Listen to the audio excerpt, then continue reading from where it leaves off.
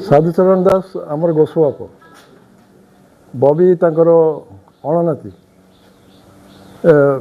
Fourth generation Sadhucharan दास बापा थे श्यामवल्लभ दास तांको समय आमर जमींदारी आरंभ एवं साधुचरण दास ताको बढ़ई थे सी श्यामवल्लभ दास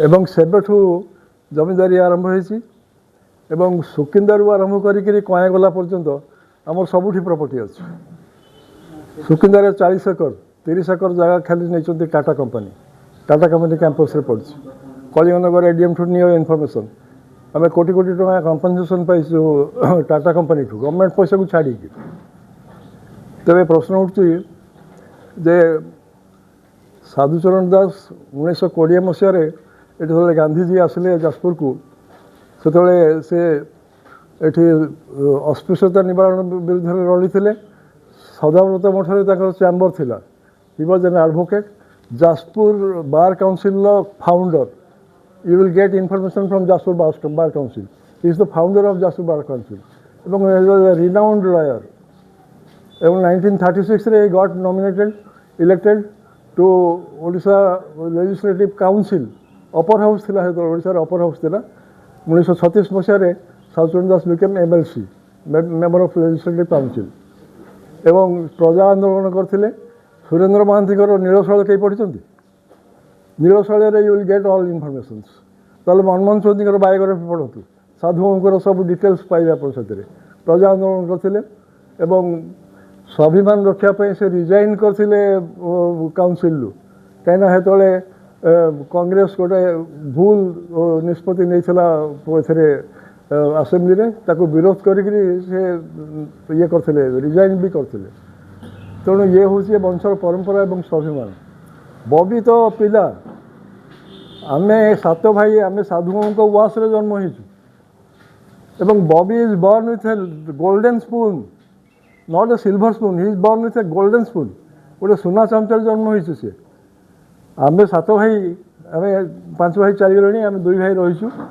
आम साधुओं को वास बॉबीर के वास है वासटा साधु आम तो आज पर्यटन क्लेम करूँ जे यहाँ आम वास आम जानूँ साधुओं को वास अंचल समस्त लोक जानते अद्वैत प्रसाद दास पुओ he was not politically ambitious किंतु जाजपुर म्युनिसिपालिटी चेयरमैन थे पॉलिटिकल इन्वॉल्वमेंट आम परिवार को छाड़नी गत 100 वर्ष है आमर आम परिवार जो राजनीतिक इतिहास रही भाइब्रांट रही भविष्य भी भगवान का आशीर्वाद से रही आम कि करूँ आम भावना आम बंचेक रखीचु आम भावु ये प्रभुंर आशीर्वाद लोक चाहती लोक भल पाती एवं जाजपुर से केवल जानकी बाबू बुझते as a politician I will claim say Janaki Patnaik बुझते से कहते ओपनली जो परिवार हूँ स्ट्रेंथ से बहुत चेष्टा कर जाजपुर म्युनिसिपालिटी जितिया कांग्रेस को कर कहले जो परिवार हूँ strength their family is their strength तेणु आज कह बाहुल्य जे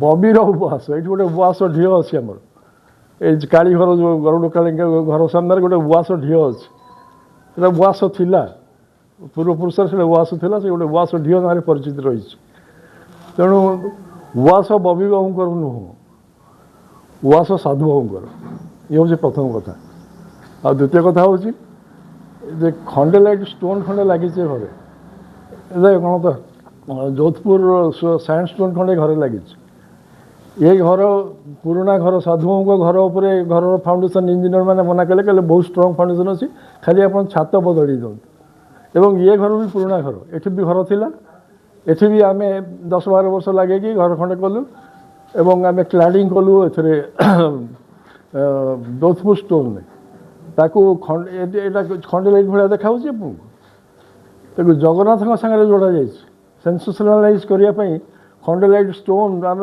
पुरी मंदिर आने आम नेत खंडे आणु ए घर भी नेत खंडे आनिक जोड़ू पत्थर नुह पुरी मंदिर पत्थर आनिक जोड़ार अभिप्राय नहीं आमर ये जो लगी भावनी कौन से मैच्योर पॉलिटिशियन एभली कांड करेंगे इट इज एक्चुअली पेटिज ଯେଉଁମାନେ identity suffering from identity crisis ସେମାନେ ସେନ୍ସେସନାଲାଇଜ୍ କରିବା ପାଇଁ ଜଗନ୍ନାଥକୁ ଯୋଡ଼ୁଛନ୍ତି ଖଣ୍ଡେଲାଇଟ୍ ଷ୍ଟୋନ୍ ସାଙ୍ଗରେ। ଆମେ ନ୍ୟାସନାଲ୍ ହାଇୱେ ଯାଉଛି, ଆମ ଜାଗା ଯାଇଛି, କୋଟି କୋଟି କୋଟି ଟଙ୍କା ପାଉଛୁ କମ୍ପେନସେସନ୍।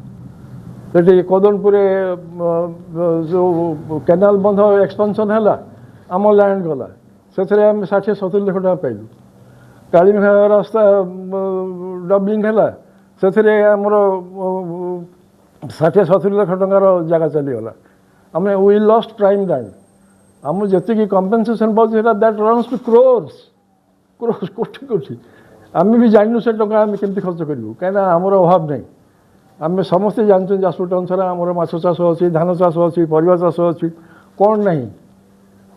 ଅଶୋକ ଭାଇ କୌଣସି ଦିନ କାହା ପାଖରେ ହାତ ପତେଇ ନଥିଲେ, ସମସ୍ତେ ଜାଣିଥିଲେ, ଷ୍ଟେଟ୍ ସାରା ଜାଣିଥିଲେ ଲୋକ ଯେ ତାର ଯଦି ସେ ହାରିବ 5 ବର୍ଷ ବଞ୍ଚି ଖେଳିକି ମାଛ ଖାଇକି ଏନ୍ଜୟ କରିବ, ବଞ୍ଚି ଖେଳିକି 5 ବର୍ଷ ଏନ୍ଜୟ କରିବ। That was his image. ଏବଂ ସିଏ ଏକଲା ନୁହଁ, ଏଠୁ ବହୁତ ଭଲ ରାଜନେତା ଆଇଏଏସ୍ ଅଫିସର୍ସ ମାନେ ବି ଆସନ୍ତି ତାଙ୍କ ସାଙ୍ଗରେ ବଞ୍ଚି ଖେଳିବା ପାଇଁ। ତେଣୁ ଦୁଃଖର ବିଷୟ ଯେ ଏଇ ଜିନିଷ ଆଜି ଏଇ ସ୍ତରକୁ ଆସିଛି। ମୋର ସେଟା ଜାଣିବା ଦରକାର ନାହିଁ, ରାଜନୈତିକ ଉଦ୍ଦେଶ୍ୟ ହେଇଥାଉ ବା ଯାହା ବି ହେଇଥାଉ, କାଦୁଅ ଫୋପାଡ଼ିବା ପାଇଁ ହେଇଥାଉ, ବବିର ଇମେଜ୍ ନଷ୍ଟ କରିବା ପାଇଁ ହେଇଥାଉ, ଏଥିରୁ ନିବୃତ୍ତ ରୁହନ୍ତୁ। ଫର୍ ହେଭେନ୍ ସେକ୍ ମୁଁ ତାଙ୍କୁ ଅନୁରୋଧ କରିବି, ଏଥିରୁ ନିବୃତ୍ତ ରୁହନ୍ତୁ। କୌଣସି ସୁସ୍ଥ କହିବି, କୌଣସି ସୁସ୍ଥ ରାଜନୈତିକ ଲୋକ এইଭଳି କାଣ୍ଡ କରିବେ ନାହିଁ। ଆମେ ଜାଣିଛୁ ଯେଉଁମାନେ ମ୍ୟାଚୁର୍ଡ ପଲିଟିସିଆନ୍ସ, ଏଠି କିଛି ଲୋକଙ୍କର ଭେଷ୍ଟେଡ୍ ଇଣ୍ଟରେଷ୍ଟ ଏବଂ କିଛି ଇଏ କରିବା ପାଇଁ, ନାଁ କମେଇବା ପାଇଁ ଜଗନ୍ନାଥଙ୍କୁ ଯୋଡ଼ିକି ୟାକୁ ସେନ୍ସେସନାଲାଇଜ୍ କରାଯାଉଛି। ମୁଁ ସମସ୍ତଙ୍କୁ ଅନୁରୋଧ କରିବି ଯେଉଁମାନେ ଏ କାଣ୍ଡରେ ଲିପ୍ତ ସେମାନେ ଏଥିରୁ ନିବୃତ୍ତ ରୁହନ୍ତୁ। ଆଉ ବାକି ରହିଲା କମ୍ପେନସେସନ୍, ଆମେ କମ୍ପେନସେସନ୍ ଡିମାଣ୍ଡ କଲେ ଦେଇପାରିବେ ସେମାନେ? ଆମର କମ୍ପେନସେସନ୍ ଡିମାଣ୍ଡ ଦେଇପାରିବେ? ଦେଇପାରିବେ କି କୁହନ୍ତୁ?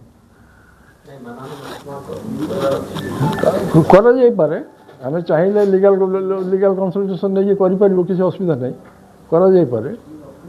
ରାଜନୀତିରେ କ୍ରିଟିସିଜିମ୍ ରହିଛି, କିନ୍ତୁ ଇଏ ତ ରାଜନୈତିକ କ୍ରିଟିସିଜିମ୍ ନୁହଁ ନା, ଇଏ ତ ଗୋଟେ ଆମ ବଂଶ ପରମ୍ପରା, ଆମକୁ ଆମ ଫ୍ୟାମିଲିକୁ ହିଟ୍ କରାଯାଇଛି ଏଠି।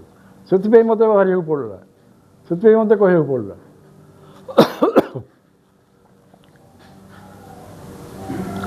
ଆଉ କ'ଣ এইটা হচ্ছে ସେ ଯେଉଁ ବିଶ୍ୱକର୍ମା ଷ୍ଟୋନ୍ ଯୋଧପୁର ରାଜସ୍ଥାନର ୱେବିଲ୍ ଏବଂ ବିଲ୍ ମୋ ନାଁରେ ଅଛି। ପଥର ମୋ ନାଁରେ କିଣା ହେଇଛି ଏବଂ ଲଗା ହେଇଛି। ଗତ 4 ବର୍ଷ ଭିତରେ ଏ ଜିନିଷ ଏଠିକି ଆମେ ମଗାଇଥିଲୁ ଏବଂ କରିଥିଲୁ। ଆଉ ଗୋଟେ ଶେଷ କଥା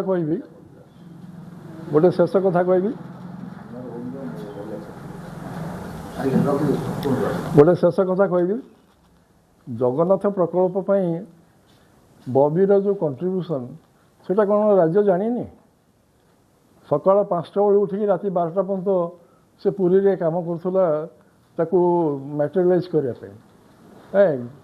କେତେ ଲୋକଙ୍କର ଗୋଡ଼ ହାତ ତଳେ ପଡ଼ିକିରି ହାତ ଓଠ ଧରିକିରି ମଠ ମହନ୍ତମାନଙ୍କୁ ବନେଇଛି ସେ ଜାଗା ଛାଡ଼ିବା ପାଇଁ। କେତେ ଲୋକଙ୍କୁ ସେମାନେ ଯାଇକରି ତାଙ୍କ ଘରେ ବସିକି ତାଙ୍କ ଗୋଡ଼ ହାତ ଧରିଛି ଯେ ଗୋଟେ ଗ୍ରେଟର କଜ୍ ପାଇଁ ଆପଣ ହେଲ୍ପ କରନ୍ତୁ।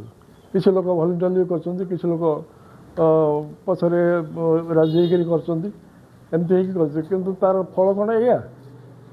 ଜଗନ୍ନାଥ ପ୍ରକଳ୍ପ ପାଇଁ ଲୋକ ଜାଣିନାହାନ୍ତି ବବିର କଣ୍ଟ୍ରିବ୍ୟୁସନ୍। ସେଥିରେ ମୋର କହିବାର କ'ଣ ଥାଇପାରେ, ଯେତେବେଳେ ବବିକୁ ନେଇକରି ଚର୍ଚ୍ଚା ଚାଲିଛି ସେତେବେଳେ ନିଶ୍ଚିତ ରାଜନୈତିକ ଥାଇପାରେ, କିଛି ଅସୁବିଧା ନାହିଁ ଏଥିରେ।